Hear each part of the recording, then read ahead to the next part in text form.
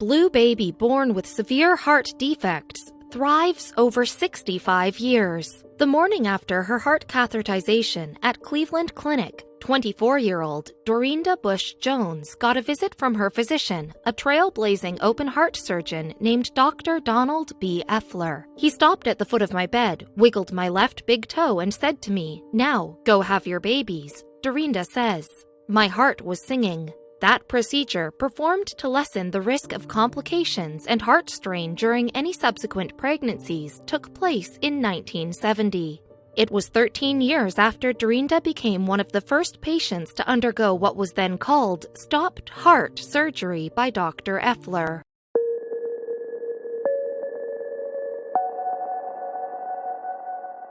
Dorinda's been a regular Cleveland Clinic patient ever since. 2021 marks the 100th anniversary of Cleveland Clinic, and the 65th year Dorinda has been treated by cardiologists and other specialists at the hospital. She was born with a group of birth defects called tetralogy fallit, which alters the way the heart works. That she's been coming here for 65 years is a real testament of who we are and what we can offer. Cleveland Clinic has so many pioneers who develop state-of-the-art treatments, says Mina Chung, MD, a cardiac electrophysiologist who has treated Dorinda since 1998, and she's seen a lot of them. Dorinda was growing up just as the Cleveland Clinic itself was entering its own formative years and becoming a leading heart institution. Born in Cuyahoga Falls, Ohio, but living much of her childhood on a farm in the middle of Tennessee, she was just a youngster when diagnosed with tetralogy fallit. The rare disease is comprised of 4 heart defects and was virtually untreatable in the early 1950s.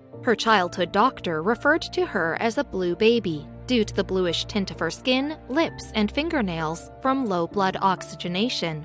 There really wasn't anything to do about it, so we just went along with our business, recalls Dorinda, who would pause anytime she got winded when walking and often passed out during her early childhood years. She even spent a tumultuous semester at a school for handicapped children when she was in the 1st grade. Finally, during a summer back in Ohio in 1957, her pediatrician in Akron, Ohio, recommended Dorinda be examined at Cleveland Clinic.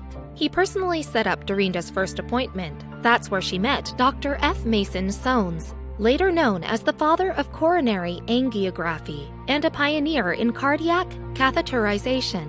She also met Dr. Effler, a World War II veteran who served as chief of thoracic and cardiovascular surgery from 1949 to 1975. Less than a year earlier, Dr. Effler had performed the first open-heart operation at Cleveland Clinic. Dorinda's parents were naturally fearful this still-developing surgery would be used on their daughter. Dr. Effler took us on a tour of the cardiac hospital floor where we met a girl named Judy, about my age, who was recovering from her surgery, Dorinda recounts. I'm sure that gave my parents confidence and trust in him. I was grateful for the thoughtful gesture on Dr. Effler's part. He knew my parents needed reassurance.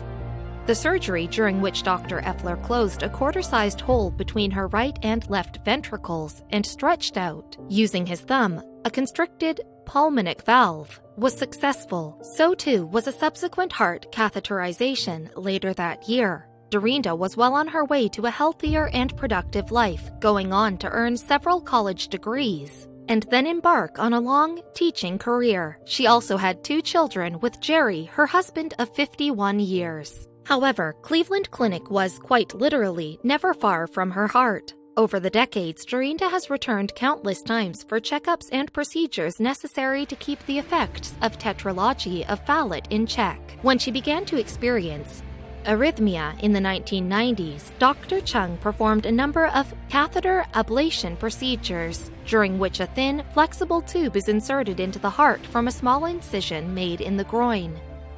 A radiofrequency current would rid the area of scar tissue.